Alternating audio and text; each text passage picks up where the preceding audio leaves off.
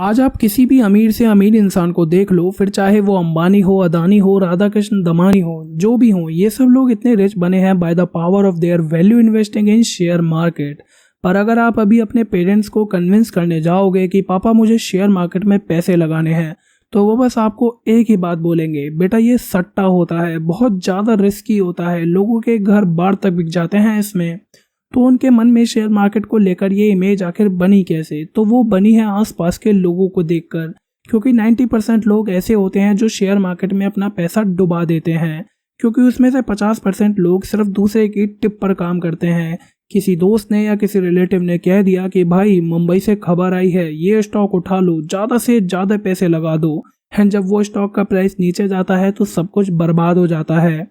वहीं दूसरे 50% लोगों को पता ही नहीं होता कि शेयर मार्केट होता क्या है, ये काम कैसे करता है, बस वो अपने पैसे वहां लगा देते हैं।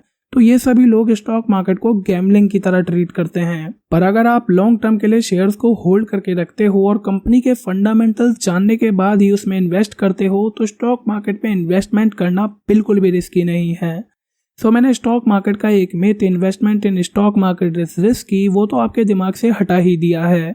सो यहीं से आपका सबसे पहला कॉन्सेप्ट आता है LTCG। LTCG यानी कि लॉन्ग टर्म कैपिटल गेन। अब ये क्या होता है?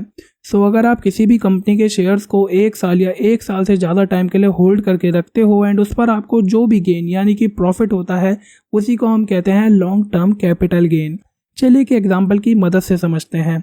मान लीजिए आज आपने किसी एक कंपनी ABC लिमिटेड के 100 शेयर्स खरीदे 1000 रुपये के, मतलब कि 10 रुपये का एक शेयर, एंड 13 महीने बाद आपने उनको 1400 रुपये में सेल कर दिया। सो ये जो आपको 400 रुपये का गेन हुआ, प्रॉफिट हुआ, इसी को हम कहेंगे LTCG यानी कि long term capital gain. And LTCG की सबसे खास बात यह है कि ये एक लिमिट तक टैक्स फ्री है एंड वो लिमिट है 1 लाख रुपए। मतलब कि अगर आप LTCG से 1 लाख रुपए तक अर्न करते हैं तो उस पर आपको 1 रुपये का टैक्स भी पे नहीं करना। एंड LTCG जब 1 लाख से ऊपर चला जाता है तो उस पर आपको 10% का टैक्स पे करना होता है। पर LTCG का जो रिटर्न होता है ये आपको लॉन्ग टर्म में मिलेगा, जब आप 2, 3, 4 या 5 साल बाद शेयर का प्राइस बढ़ेगा एंड आप उसे सेल करोगे। लेकिन जब आपने अपने पैसे कहीं इन्वेस्ट करे हैं तो आपको कुछ तो रिटर्न मिलना चाहिए ना। तो इसके लिए कंपनीज आपको देती हैं डिविडेंड्स। सो अब ये डिविडेंड क्या होता है? कंपनी अपने प्रॉफिट का एक पोर्शन अपने शेयर होल्डर्स को एक रिवार्ड की तरह देती है, जिसे हम कहते हैं डिविडेंड्स।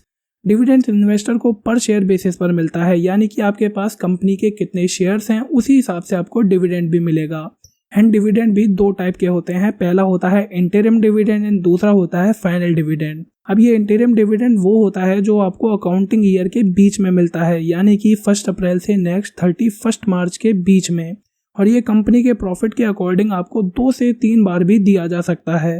वहीं फाइनल डिविडेंड अकाउंटिंग ईयर के लास्ट में डिक्लेयर किया जाता है और साल में सिर्फ और सिर्फ 1 बार ही मिलता है।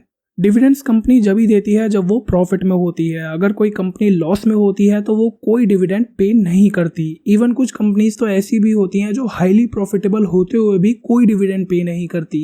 जिसका सबसे बड़ा एग्जाम्पल है गूगल यानी कि अल्फाबेट कंपनी, क्योंकि ये कंपनी के ऊपर डिपेंड करता है कि वो आपको डिविडेंड दे या नहीं, क्योंकि ये फिक्स नहीं होता।